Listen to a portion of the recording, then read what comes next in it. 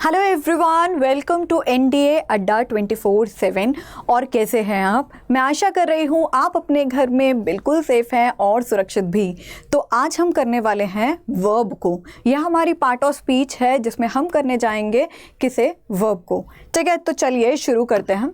तो अगर अभी तक आपने वर्ब नहीं पढ़ा है तो आप पढ़ लीजिए। ठीक है, बहुत ही बेसिक लेक्चर है, इसमें कुछ ज़्यादा है नहीं।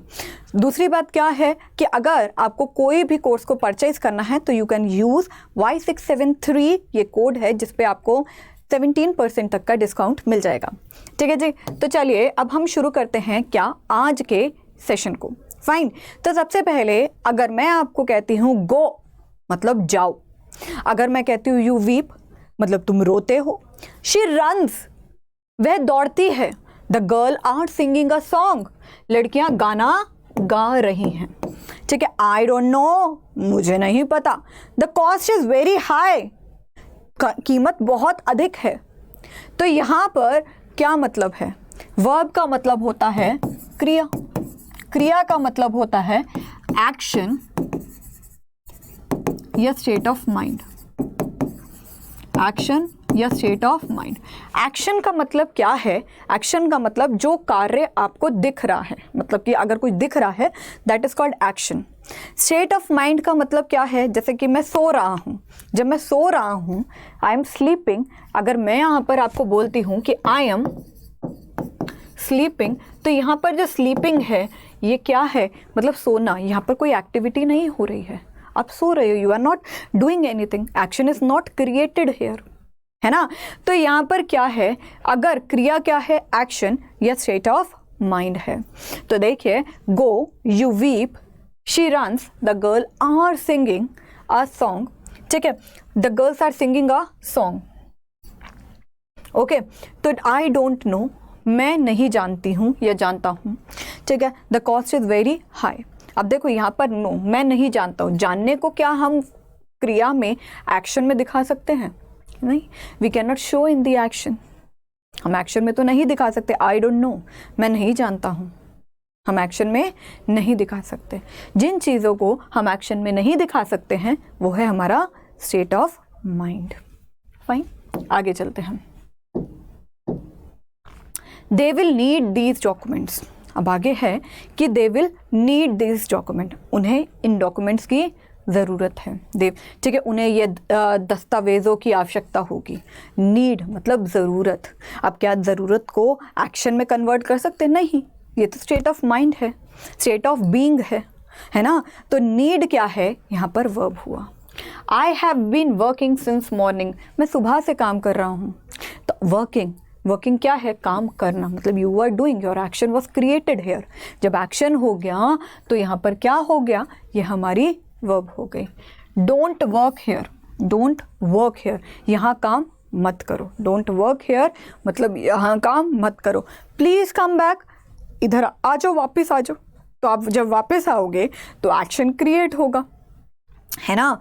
तो उसके बाद ही इज सिंपल पर्सन, वह एक साधारण व्यक्ति है। ठीक है, वह एक साधारण व्यक्ति है, मतलब ही इज सिंपल पर्सन। ठीक है, तो आप क्या कहोगे कि यहाँ पर इज क्या है? वर्ब है। कम क्या है? वर्ब है। ठीक है, वर्क क्या है? वर्क है, वर्ब है। और नीड क्या है? यहाँ पर वर्ब है। क्या है? यहाँ पर वर्ब है। आगे चलते हैं, आगे चलते हैं। क्रिया वो है जिसके माध्यम से सब्जेक्ट के कार्य या अवस्था स्थिति की जानकारी मिलती है। मतलब क्या? वर्ब इज वन, वर्ब एक ऐसी चीज़ है जो डिस्क्राइब करता है किसे? एक्शन को या स्टेट ऑफ द सब्जेक्ट को। तो वर्ब एक ऐसी चीज़ है जो एक्शन को दिखा रहा है या स्टेट ऑफ सब्जेक्ट को दिखा रहा है, या स्टेट ऑफ सब्जेक्ट को दिखा रहा है। ठीक है, तो यहाँ पर क्या है कि क्रिया वो है जिसके माध्यम से सब्जेक्ट के कार्य की अवस्था की स्थिति की जानकारी मिलती है, आपको जानकारी मिलेगी। Verb is the one which describe the action और the state of the subject. आगे चले, जैसे फॉर एग्जाम्पल मैंने आपको कहा अयांश इज स्लीपिंग। मैंने क्या कहा? अयांश इज स्लीपिंग, अयांश सो रहा है। तो यहाँ पर सोने का कार्य कर रहा है, इसमें सब्जेक्ट की जानकारी मिलती है कि अयांश क्या कर रहा है? सो रहा है। तो वर्ब वो है which gives us the information about the subject as well, है ना। तो वर्ब वो है, वो ये बताता है कि कर्ता या जो सब्जेक्ट है उसकी स्थिति क्या है, वो कर क्या रहा है। तो अयांश इज 8 months ओल्ड। यहाँ पर बताया जा रहा है कि अयांश जो है 8 महीने का है। तो यहाँ पर अयांश की स्थिति के बारे में बताया जा रहा है। यहाँ पर वो कोई काम नहीं कर रहा, वो यहाँ पर सो रहा है। और यहाँ पर उसके स्टेट ऑफ माइंड के बारे में बता रखा है, स्टेट ऑफ सब्जेक्ट के बारे में बता रखा है, सॉरी, स्टेट ऑफ बीइंग, कि वो किस स्थिति में है। ठीक है, तो ये सारी चीज़ें हमारे को देखनी पड़ेंगी। मैंने कहा अयांश वॉज 8 months ओल्ड। अब यहाँ पर वॉज से हमें पता चला कि यहाँ पर सब्जेक्ट ने कोई कार्य नहीं किया है, लेकिन सब्जेक्ट की अवस्था की हमारे को जानकारी मिल रही है। मतलब we are getting the knowledge, what it is saying that we are getting the knowledge of the subject, कि सब्जेक्ट जो है वो कौन सी स्टेट में है, वो कौन सी स्टेट में है। इससे हमें ये पता चल रहा है कि जो सब्जेक्ट है वो कौन सी स्टेट में है। ठीक है, तो यहाँ पर मैंने अगर बोला Ayansh will be 8 months old, Ayansh 8 महीने का होगा, इससे हमें सब्जेक्ट की जानकारी तो नहीं मिल रही है, लेकिन हाँ ये पता चल रहा है कि उसकी अवस्था कैसी होगी। मतलब we will be able to get the knowledge of the state, लेकिन वो फ्यूचर पर्पस में होगी, वो फ्यूचर पर्पस में होगी। ठीक है, Ayansh will be 8 months old. Clear हुआ आपको यहाँ पर? चलिए जी आगे देख लेते हैं। यहाँ पर अगर बोला जाए कि इस वाक्य में सब्जेक्ट किसी कार्य को कर रहा है, तो वो टेंस में आते हैं। जिन वाक्यों में सब्जेक्ट कोई कार्य ना कर रहा हो लेकिन सब्जेक्ट की अवस्था के बारे में बताया जाता है, वो सिंपल सेंटेंस से मतलब सरल में आते हैं। दोनों तरह के वाक्य को आप आगे आने वाले चैप्टर में विस्तार से पढ़ेंगे। आप लग रहा होगा हिंदी ज़्यादा बोल रहे हो, बट वर्ब को समझना बहुत ज़रूरी है, बिकॉज वर्ब हमें सिर्फ एक चीज़ पता चलती है, वर्ब मतलब क्रिया। हमें वर्ब से एक चीज़ पता चलती है, वर्ब मतलब क्रिया, तो उसको थोड़ा सा डिटेल में पढ़ना इज़ वेरी वेरी नेसेसरी। ठीक है ना। तो यहाँ पर क्या है कि वर्ब क्या है, वर्ब खाली क्रिया नहीं है जो दिख रही है, वर्ब हमारी वो वर्ड्स भी हैं, वर्ब हमारे वो वर्ड्स भी हैं जो स्टेट बताते हैं, स्टेट ऑफ माइंड को बताते हैं कि इंसान की क्या दिमागी स्थिति है, या हम कहेंगे स्टेट ऑफ बीइंग को बताते हैं। स्टेट ऑफ बीइंग का मतलब क्या है कि वो इंसान कौन सी स्थिति में है, वो इंसान कौन से स्टेट में जी रहा है। स्टेट मतलब दिमाग के स्टेट में, माइंड के स्टेट में। ठीक है, उसकी क्या स्थिति है। आगे तो आगे देख लेते हैं, समझ में आया। तो kinds of verb in Hindi, क्रिया के प्रकार, हिंदी में भी बता रही हूँ बिकॉज इसको समझना बहुत ज़रूरी है। अगर आप ये समझ जाएंगे तो आप यहाँ पर ये समझिए कि आपके सारे टॉपिक्स कवर अप हो जाएंगे, और जो एग्ज़ाम में आते हैं बस इससे बाहर नहीं आता है। तो ये जो वर्ब है, एडजेक्टिव है, ये बहुत छोटे टॉपिक हैं। ठीक है, जो एग्ज़ाम में आपको बस नॉलेज पर्पस के लिए, बस मैं आपकी नॉलेज को पॉलिश कर रही हूँ, बिकॉज ये तो बचपन से पढ़ते आ रहे हो आप, इसमें कोई नई चीज़ थोड़ी है पार्ट ऑफ स्पीच, ये तो हम बचपन से पढ़ते आ रहे हैं, है ना। तो क्रिया को 4 भागों में बांटा गया है। ठीक है, क्रिया को 4 भागों में बांटा गया है। पहला क्या है? ट्रांजिटिव। पहला क्या है? ट्रांजिटिव मतलब सकर्मक क्रिया। पहला क्या है? ट्रांजिटिव मतलब सकर्मक क्रिया। दूसरा क्या है? इंट्रांजिटिव मतलब अकर्मक क्रिया। तीसरा क्या है? लिंकिंग। और चौथा क्या है? ऑक्सिलरी। देखिए, लिंकिंग वर्क मतलब संयोजक क्रिया जो लिंक कर रही है, और ऑक्सिलरी मतलब होता है हेल्पिंग वर्ब, दैट इज सहायक क्रिया। ट्रांजिटिव और intransitive these are the part of main verb only. ठीक है, ये मेन वर्ब भी हैं, ये मुख्य क्रियाएं ही हैं। इनको 2 भागों में हमने बांटा मेन वर्ब को, ट्रांजिटिव और intransitive. Now we will be using कि ट्रांजिटिव कब करना है और इंट्रांजिटिव कब करना है, दैट इज मोस्ट इंपॉर्टेंट। उसको हम एक बार ही देख लेते हैं। ठीक है, ओके, थोड़ा सा मैं इसमें थोड़ा सा डिज़ाइन ज़्यादा लेकर आई हूँ मैं। ठीक है, तो काइंड ऑफ वर्ब हमने यहाँ पर देख लिए हैं। आगे चलते हैं। तो आपको पता चला कि कितने भागों में होता है? 4 भागों में होता है, राइट। तो यहाँ पर आपको एक चीज़ और समझनी है, क्या कि ट्रांजिटिव वर्ब क्या होता है, मतलब type of main verb only. अब इसे हम सकर्मक क्रिया क्यों कहते हैं? वाई वी से इट इज़ अ सकर्मक क्रिया। ठीक है, डेफिनेशन ऑफ ट्रांजिटिव वर्ब एक बार हम देख लेते हैं. A verb which has a subject which has an object is called a transitive verb. मतलब क्या, कोई क्रिया के आगे अगर ऑब्जेक्ट मेंशन्ड है that is called transitive verb. मतलब अगर मैं कहूं आई एम स्लीपिंग, तो यहां पर जो स्लीपिंग है ये इनट्रांजिटिव है, समझे. अगर मैं कहूं I am sleeping on bed, ये ट्रांजिटिव हो गया. ठीक है, ये ट्रांजिटिव हो गया, ऑब्जेक्ट मेंशन्ड है. तो यहाँ पर क्या है, डेफिनेशन ऑफ ट्रांजिटिव वर्ब क्या है, transitive verb which has an object is called a transitive verb. सकर्मक क्रिया की परिभाषा, वह क्रिया जिसके साथ कर्म होता है, ऑब्जेक्ट होता है, वो सकर्मक क्रिया यानी कि हम ये बोले ट्रांजिटिव वर्ब कहलाती है. ठीक है, तो देखो यहाँ पर आगे क्या है. She has written a letter. यहाँ पर क्या है, she has written a letter, उसने एक पत्र लिखा है. She has written a letter. तो रिटन क्या है, इसके आगे ऑब्जेक्ट है, मतलब कि जो उसने कार्य किया. ठीक है, उसने कार्य किया, वो किस पर निर्धारित था, और the work she has done, उसका फल क्या है. वो लिख रही थी, तो लिखने का कर्म क्या है, पत्र.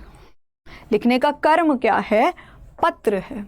I am doing my work, मैं अपना काम कर रहा हूँ या कर रही हूँ. I am doing my work, मैं अपना काम कर रहा हूँ या कर रही हूँ. तो डूइंग के बाद मेरा काम, मेरा कर्म है. He is washing his clothes, वह अपने कपड़े धो रहा है.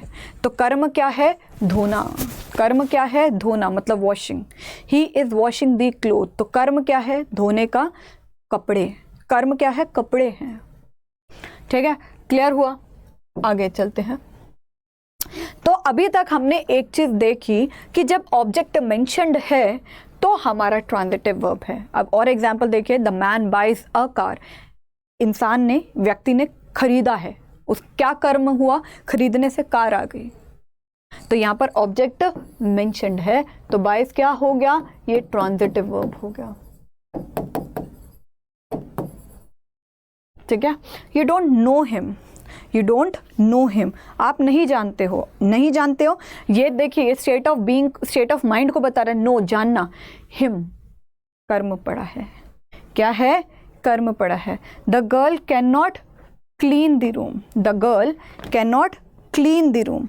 अब जो लड़की है वो क्या है, रूम को साफ नहीं कर रही है. लड़की कमरा साफ नहीं कर रही है. तो क्लीन मतलब साफ करना.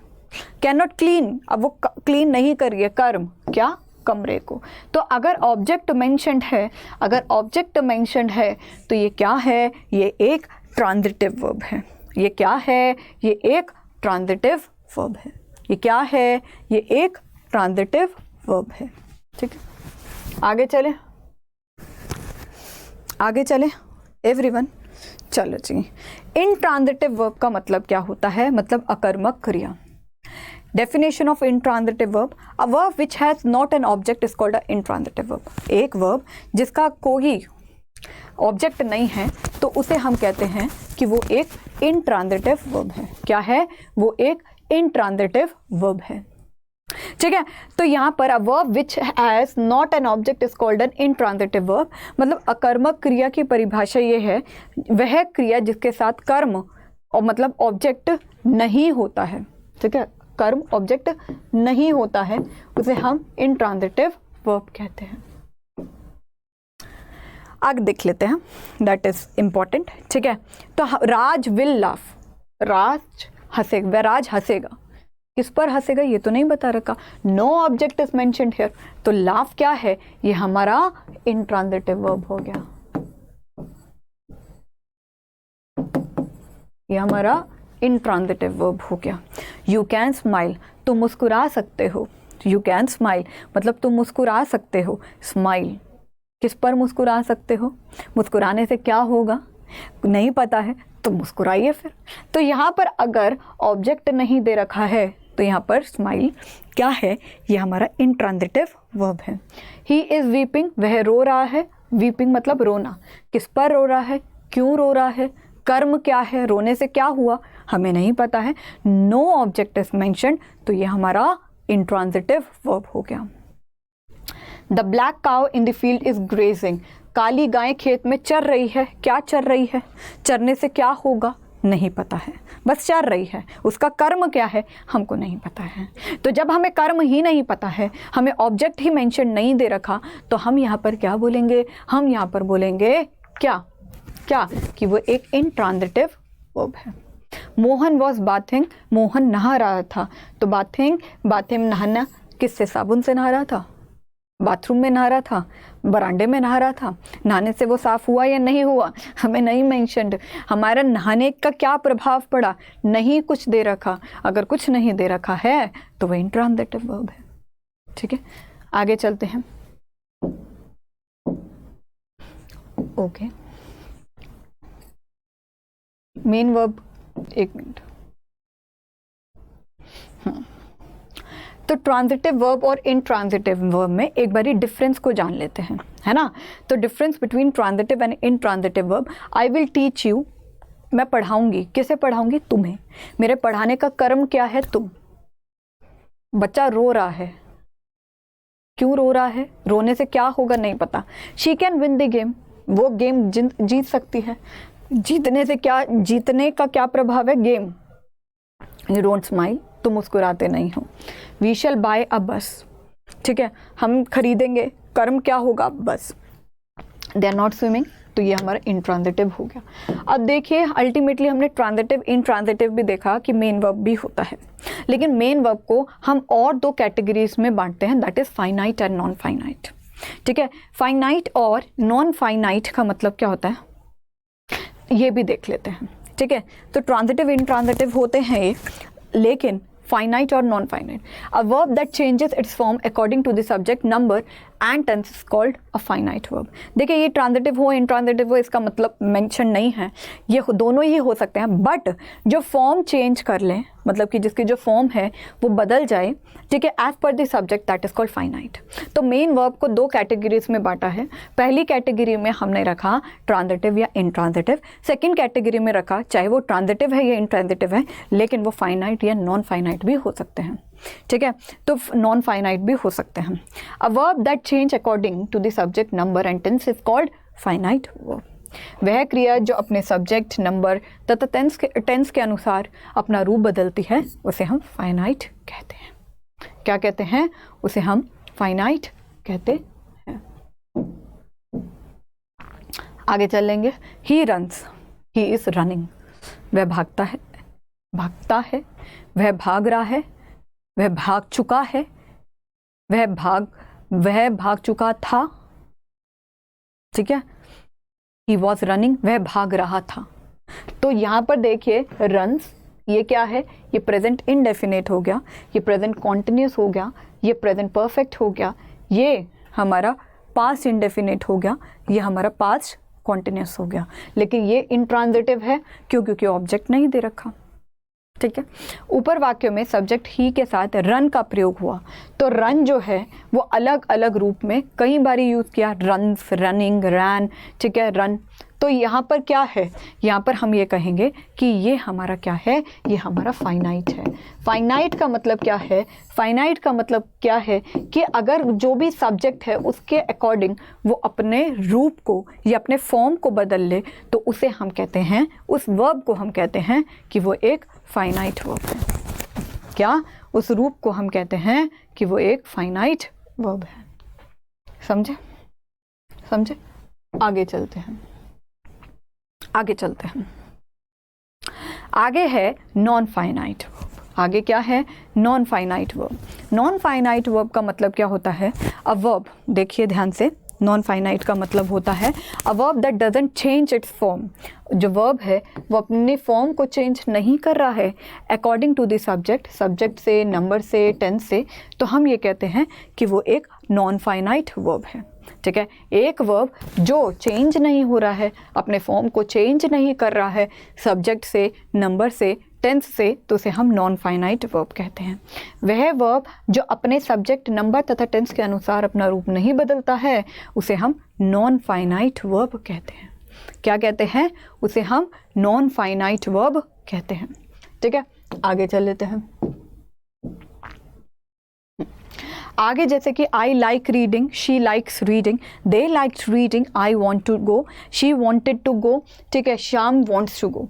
अब अगर आप देखोगे आई like reading, she likes reading, अब मेन वर्ब का फर्स्ट फॉर्म प्लस ING, चाहे फर्स्ट पर्सन है, सेकेंड पर्सन है, थर्ड पर्सन है, उसके अकॉर्डिंग उसका जो रूप है वो नहीं बदल रहा है।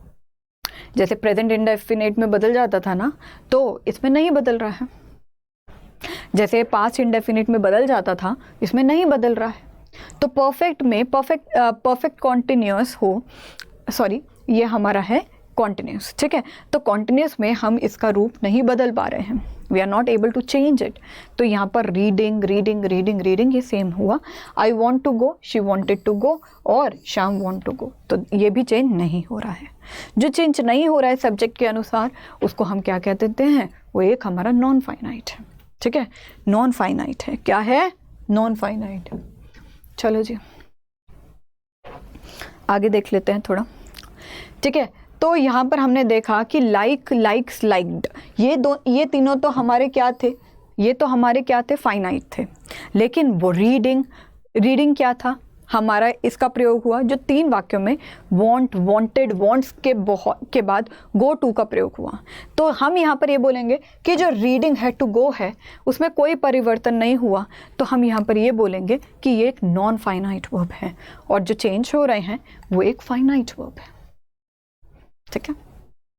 ओके, आगे चलते हैं। आगे हमारा यहाँ पर आता है ऑक्सिलरी वर्ब। ऑक्सिलरी वर्ब का मतलब क्या है, that is also important. Auxiliary verb मतलब हेल्पिंग वर्ब होते हैं, ठीक है। ऑक्सिलरी वर्ब को हम जनरली कहें तो हम इसको ऑक्सिलरी वर्ब और हेल्पिंग वर्ब्स में बांटते हैं। ऑक्सिलरी वर्ब को हम 2 कैटेगरीज में बांट सकते हैं, ये भी हेल्पिंग वर्ब है। तो एक हमारा होता है प्राइमरी, ठीक है। थोड़ा सा अगर डिटेल में मैं आपको बताऊं, जो इस एग्जाम में तो नहीं आएगा, but for a general purpose, कि ऑक्सिलरी वर्ब को हम 2 कैटेगरी में बांटते हैं, दैट इज प्राइमरी ऑक्सिलरी और एक होता है हमारा मॉडल ऑक्सिलरी। प्राइमरी ऑक्सिलरी जो मतलब टेंसेस में काम आते हैं, और मॉडल वर्ब अपने आप में ही एक वास्ट टॉपिक है, जिसके साथ हम ये कहते हैं कि वर्ब की फॉर्म चेंज नहीं होती है, ठीक है। तो डेफिनेशन ऑफ ऑक्सिलरी वर्ब अगर हम कहें, the verb which help in the forming the tense of the main verb is called an auxiliary verb. इसे हम क्या कहते हैं कि ये एक ऑक्सिलरी वर्ब है, ठीक है। आगे चल लेते हैं। आगे अगर मैं कहूँ the man is working hard, जो मैन है वो बहुत मेहनत कर रहा है, वर्किंग हार्ड, तो ये क्या है, ये हमारा हेल्पिंग वर्ब है। Shyam has already heard the news, has ये क्या है, हमारा ऑक्सिलरी हेल्पिंग वर्ब है। They will provide the best service, तो दे विल प्रोवाइड, तो ये क्या है, ये हमारा ऑक्सिलरी वर्ब है। We were watching a movie in a cinema, what we were, ये क्या है, ऑक्सिलरी। ये तो मेन वर्ब हो गया ना, प्रोवाइड मेन वर्ब है, तो आप इसको हेल्पिंग वर्ब की तरह भी ले सकते हो, मॉडल वर्ब की तरह भी ले सकते हो। Gauri can do this work, can क्या है, ये हमारा मॉडल वर्ब है। तो जब भी मॉडल वर्ब आता है, can, could, will, would, shall, should, हमेशा मेन वर्ब का फर्स्ट फॉर्म लगता है उनके साथ, ठीक है। क्लियर हो गया यहाँ तक, चलिए आगे चलते हैं। अब हमारा आ गया लिंकिंग वर्ब। लिंकिंग वर्ब का संयोजक क्रिया बोलते हैं इसे। वह क्रिया जो वाक्य के सब्जेक्ट के उसके कॉम्प्लीमेंट से जोड़ते हैं, मतलब जो वाक्य को अन्य शब्द के साथ जोड़ेंगे। कॉम्प्लीमेंट मतलब कि वो क्रिया जो सब्जेक्ट को उसकी क्वालिटी के साथ जोड़े। समझ में आया, यू आर ब्यूटिफुल, यहाँ पर आर ब्यूटिफुल और यू को जोड़ रहा है, तो ये लिंक कर रहा है, वर्ब मेन वर्ब को लिंक कर रहा है सब्जेक्ट के साथ। समझ में आ रहा है। तो यहाँ पर क्या है, द गर्ल इज ब्रेव, तो यहाँ पर इज क्या है, यहाँ पर इज जो है ये लिंकिंग वर्ब है। सिंपल है, जो सब्जेक्ट को उसके गुणों के साथ या क्वालिटीज के साथ जोड़ता है, तो बीच में जो वर्ब आएगा that is called linking verb. इसे हम क्या कहते हैं, इसे हम कहते हैं लिंकिंग वर्ब, ठीक है।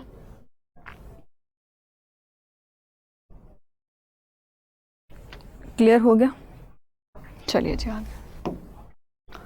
आगे हमारा यहाँ पर है example of linking verb.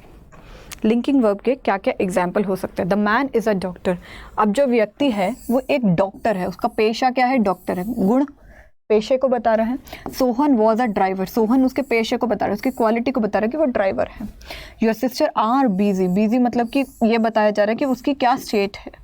I am your new English teacher, अगर मैंने आपको कहा I am your new English teacher तो आई एम मैं आपकी, तो ये मेरा गुण है कि मैं आपको बता रही हूँ, मैं आपको अपना इंट्रोडक्शन दे रही हूँ, अपने बारे में बता रही हूँ, गुणों को बता रही हूँ।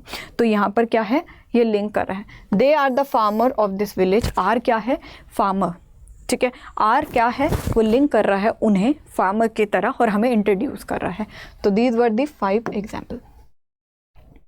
अब आगे हम यहाँ पर क्या देखते हैं, और चीज़ों को देख लेते हैं। तो मेन वर्ब के 3 फॉर्म होते हैं। अब देखो, हमने लिंकिंग वर्ब कर लिया, हमने हेल्पिंग वर्ब कर, अब देखो अभी तक हमने क्या करा है, हमने ट्रांजिटिव कर लिया, ठीक है, हमने इंट्रांजिटिव कर लिया, हमने लिंकिंग कर लिया और हमने ऑक्सिलरी कर लिया, है ना। तो यहाँ पर हमने मेन वर्ब को 2 कैटेगरीज में भी बांट दिया, तो यहाँ पर हमारा वर्ब खत्म हो जाता है। लेकिन मेन वर्ब के 3 फॉर्म होते हैं, मेन वर्ब का first form, second form, third form. मैंने आपको, अगर आपने मेरे से टेंसेस कभी पढ़ा है तो मैंने आपको 5 फॉर्म्स बताए हैं, ठीक है। मैंने क्या बोला, मेन वर्ब का first form, second form, third form, fourth form. एक मिनट मैं दोबारा लिख देती हूँ। देखो यहाँ पर क्या है, मेन वर्ब का first form, second form, fourth, main verb का फिफ्थ फॉर्म। मेन वर्ब का फर्स्ट फॉर्म, फोर्थ फॉर्म क्या होता है, मेन वर्ब का फर्स्ट फॉर्म प्लस ING, ठीक है। और मेन वर्ब का फिफ्थ फॉर्म क्या होता है, मेन वर्ब का फर्स्ट फॉर्म प्लस S या ES। तो अल्टीमेटली है हमारे 3, लेकिन हमने बना दिए 5। क्यों बनाए, ताकि हमारे को समझने में थोड़ी आसानी हो, ताकि हमारे को समझने में थोड़ी सी आसानी हो। तो इसीलिए हमने क्या किया है, मेन वर्ब को 5 कैटेगरीज में बांटा है, लेकिन मेनली 3 कैटेगरीज होते हैं, ठीक है। आगे देखिए, जैसे कि प्रेजेंट, प्रेजेंट, पास्ट और पास्ट पार्टिसिपल। तो मेन वर्ब का थर्ड फॉर्म क्या होता है, पास्ट पार्टिसिपल। मेन वर्ब का सेकंड फॉर्म क्या होता है, पास्ट। और मेन वर्ब का फर्स्ट फॉर्म क्या होता है, प्रेजेंट, ठीक है। तो ऐसे पास्ट और पास्ट पार्टिसिपल में ना आप बहुत दुखी हो जाते हो, और पहले मैं भी हो जाती थी। बाय मतलब खरीदना, बाय बॉट, बॉट। बिल्ड मतलब बांधना, मतलब बांधना, बिल्ड मतलब बांधना या बनाना, तो हम ये बोलेंगे बिल्ट, बिल्ट। बर्न जलना, बर्न, बर्नट, बर्नट, ठीक है।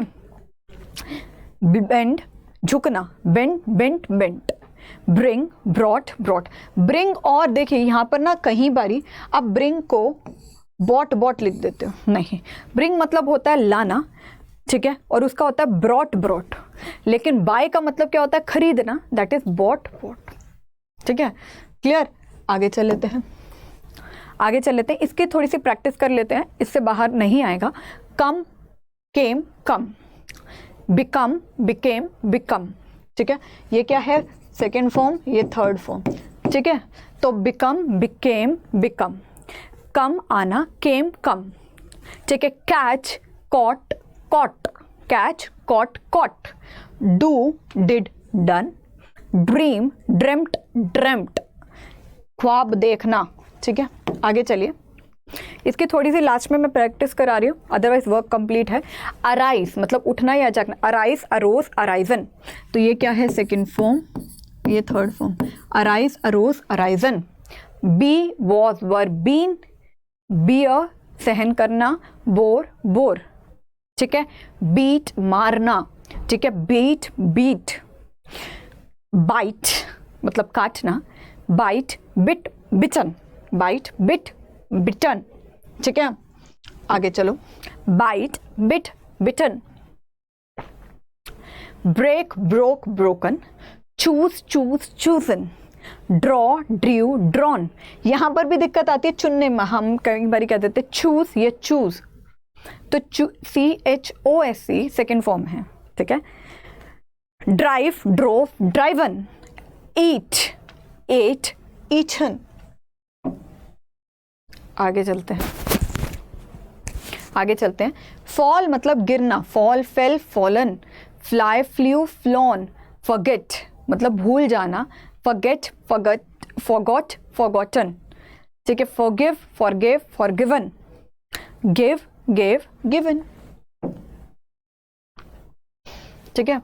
आगे ग्रो, ग्रो मतलब बढ़ना, grow, grew, grown, hide, hid, hidden, know, knew, knew, lie, lay, laying, ride, rode, ridden, rise, rose, risen। ठीक है, हिंदी मीनिंग आपको दिख रहे हैं, बस हम प्रैक्टिस कर रहे हैं।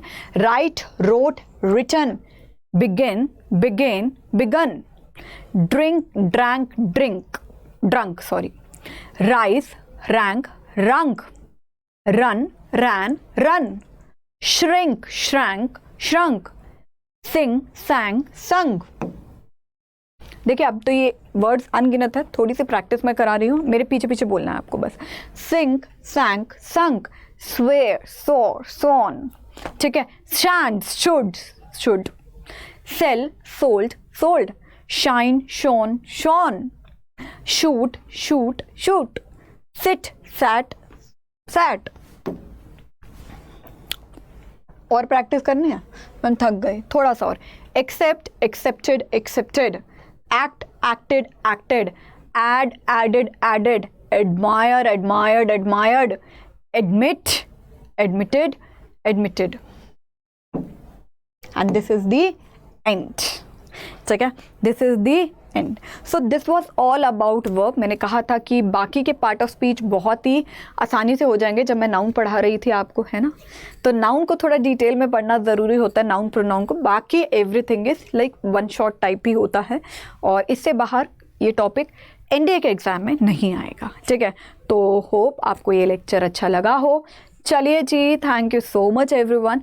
ध्यान रखिएगा अपना, अड्डा 24/7 पर बने रहिएगा। बाय बाय, ठीक है, बाय बाय बाय।